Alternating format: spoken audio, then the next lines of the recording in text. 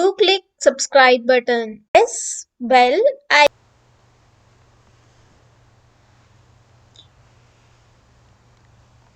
पाठ 2 फसलों के त्योहार, यानी कि जो हमारी फसलें अनाज जो पैदा होता है उसकी वजह से जो त्योहार मनाए जाते हैं तो उन्हें हम फसलों के त्योहार कहते हैं। तो चलिए शुरू करते हैं हम फसलों के त्योहार।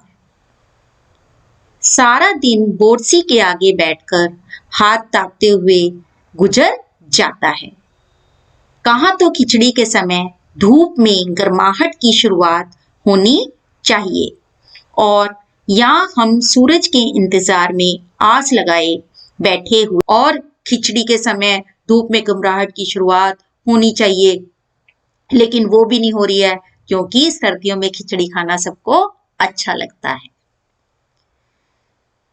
बाहर देखने से तो समय का अंदाज बिल्कुल नहीं हो रहा, लेकिन घर में हो रही चहल पहल अब पता चल रही है, यानी कि बिल्कुल पता ही नहीं चल रहा कि घर के बाहर कैसा मौसम हो रहा है। वो तो घर में चहल पहल शुरू हो जाती है जिसकी वजह से पता चलता है। हर रह कर कानों में कभी चंपांकल के चलने यानी कि चलने की आवाज और पानी के गिरने की आवाज, तो कभी किसी के हाँक लगाने की आवाज आ रही थी। जो भाग के देख केरा के पत्ता आइन की ना, यानी कि कोई कुछ कह रहा है कोई कुछ कह रहा है। आज ई लोग के उठे के इखने इखने नईखे का बोल जल्दी तैयार होकस, यानी कि अपनी अपनी भाषा में सब कुछ ना कुछ बोल रहे हैं। अब तो उठने में ही भलाई है। तो अब पता क्या सोचा जा रहा है कि उठने में ही भलाई है। नहा धोकर हम सभी एक कमरे में इकट्ठे हुए।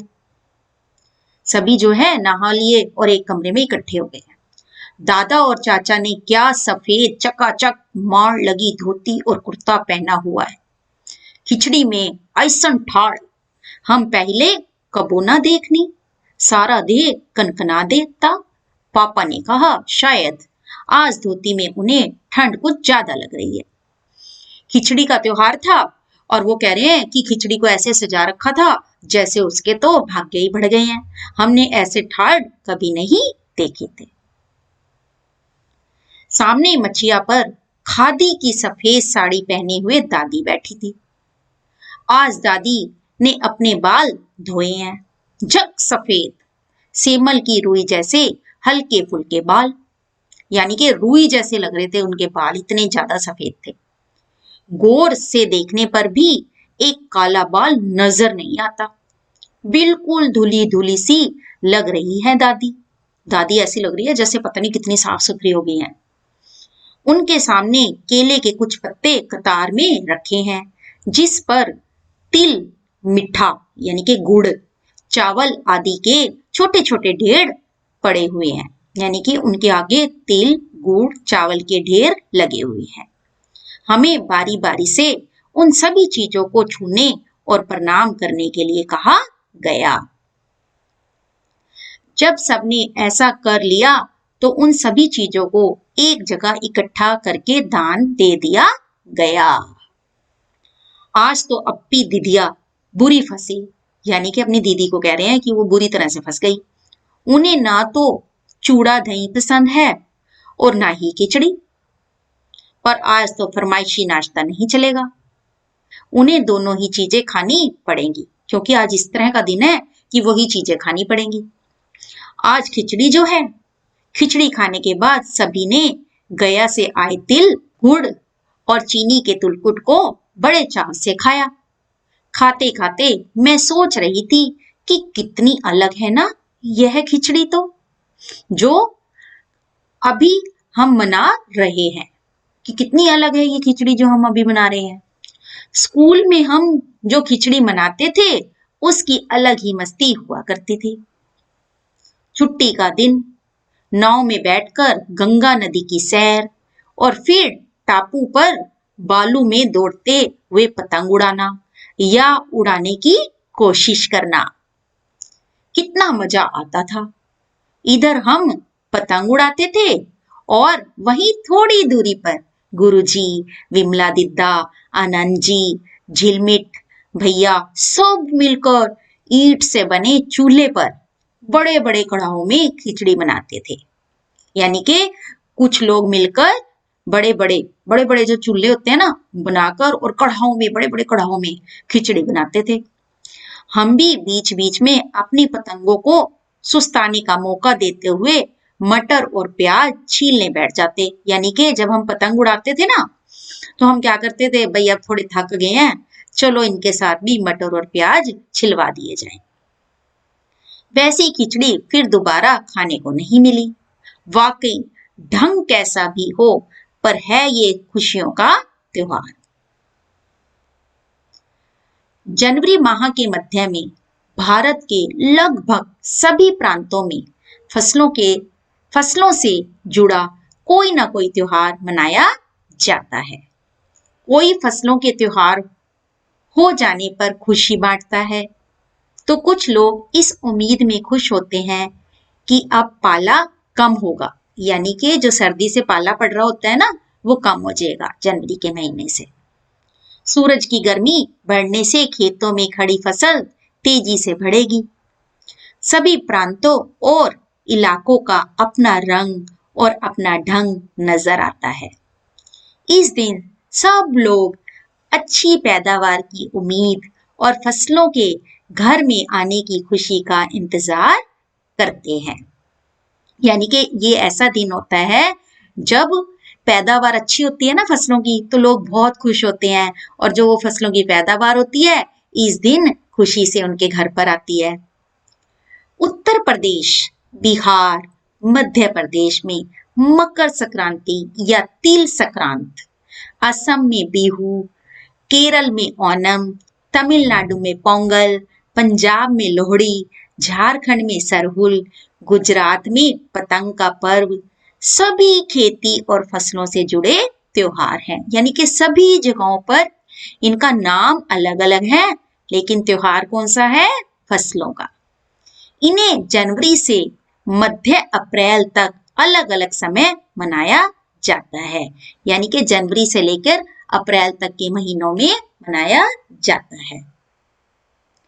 झारखंड में सरहुल बड़े जोशो खरोच के साथ मनाया जाता है। यानी कि झारखंड के त्योहार के बारे में 4 दिनों तक इसका जश्न चलता है। कहां पर, झारखंड में। अलग अलग जनजातियां इसे अलग अलग समय में मनाती हैं। संथाल लोग फरवरी मार्च में तो और राम लोग इसे मार्च अप्रैल में मनाते हैं। आदिवासी आमतौर पर प्रकृति की पूजा करते हैं। सरहुल के दिन विशेष रूप से साल के पेड़ की पूजा की जाती है। कौन से पेड़ की पूजा की जाती है, साल के। यही समय है जब साल के पेड़ों में फूल आने लगते हैं और मौसम बहुत ही खुशनुमा हो जाता है। यानी कि ऐसा लगता है कि मौसम से खुशियां ही खुशियां झलक रही हो। स्त्री पुरुष दोनों ही ढोल मजीरे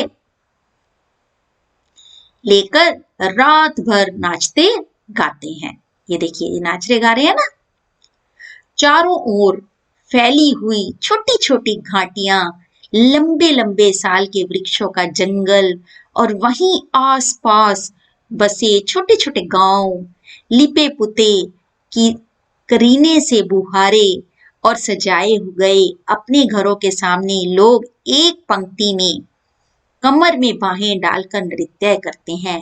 पंक्ति मतलब एक लाइन में खड़े होकर कमर में बाहें, यानी कि अपनी कमर में एक दूसरे की कमर में बाहें डालते हैं और फिर डांस करते हैं। और लिपे पुते मतलब घरों को अपने सजाते हैं लीप लीप कर। अगले दिन वे नृत्य करते हुए घर घर जाते हैं और फूलों के पौधे लगाते हैं। कितनी अच्छी बात है ना कि घर घर जाकर फूलों के पौधे लगाते हैं। घर घर से चंदा मांगने की भी प्रथा है, पर चंदा मतलब कुछ मांगना चंदे के रूप में। पर चंदे में मालूम है क्या मांगते हैं?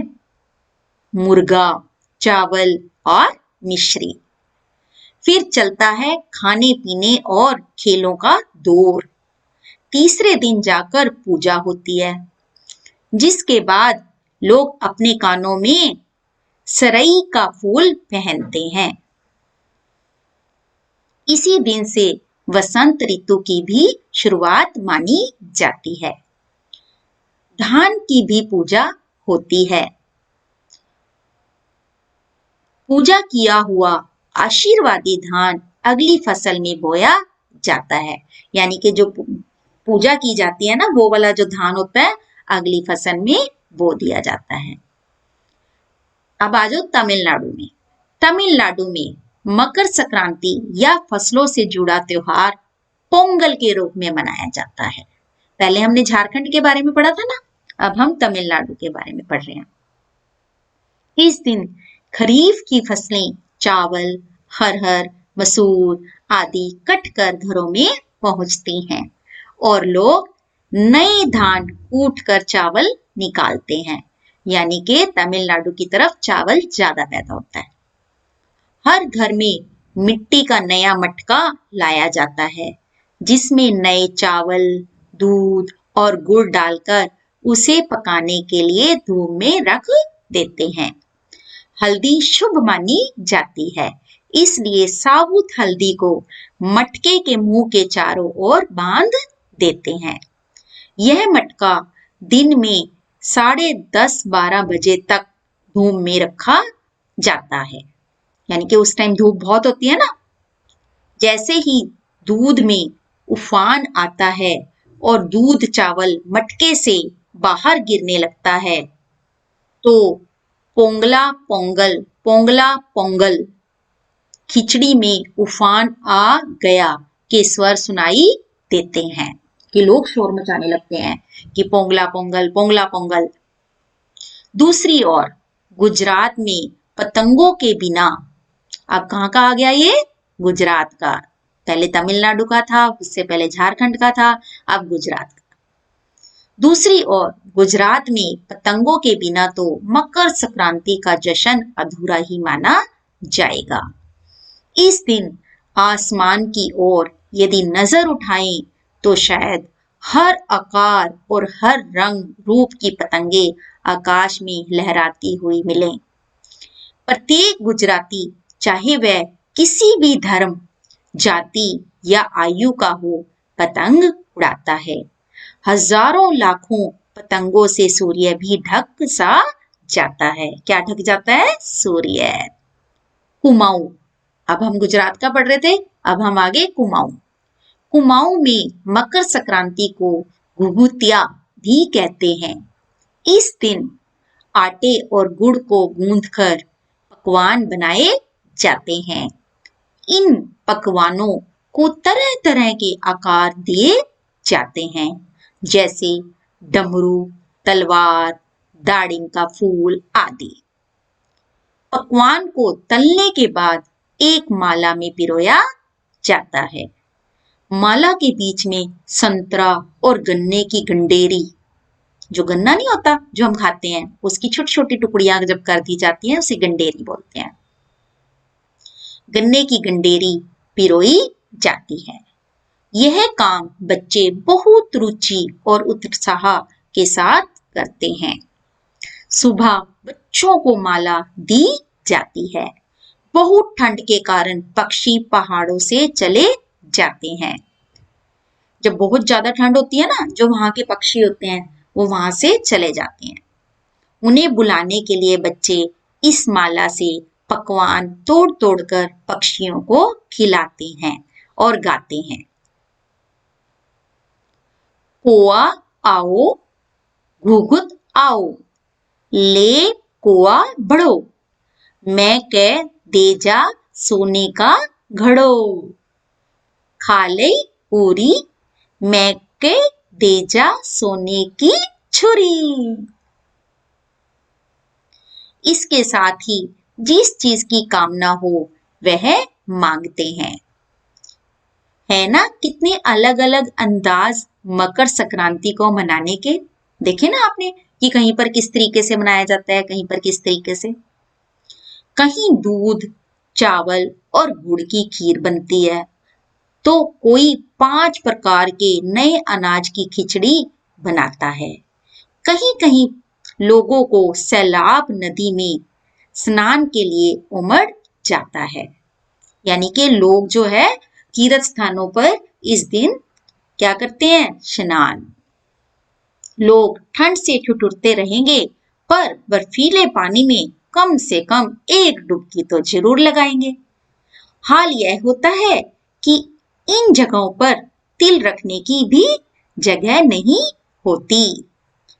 तिल से याद आया, मकर संक्रांति के दिन पानी में तिल डालकर स्नान करना, तिल दान करना, आग में तिल डालना, तिल के पकवान बनाना विशेष महत्व रखता है। तुम्हारे घर या इलाके में इस त्योहार को कैसे मनाया जाता है? इसे खिचड़ी, पोंगल, मकर संक्रांति या कुछ और कहा जाता है? या तुम फसलों से जुड़े कोई और त्योहार मनाती हो? यदि तुम आपस में बात करो तो तुम्हें यह जानकर हैरानी होगी कि कई बार एक ही इलाके में रहने वाले लोग भी इस त्योहार को अलग अलग ढंग से मनाते हैं। तो आगे है हमारे इसकी एक्सरसाइज। तो हम ये लेसन पढ़ने के बाद इसकी पूरी एक्सरसाइज को भी करेंगे। ये देखिए, ये हमारी इसकी एक्सरसाइज। तो आप ये सारी एक्सरसाइज भी करें। धन्यवाद।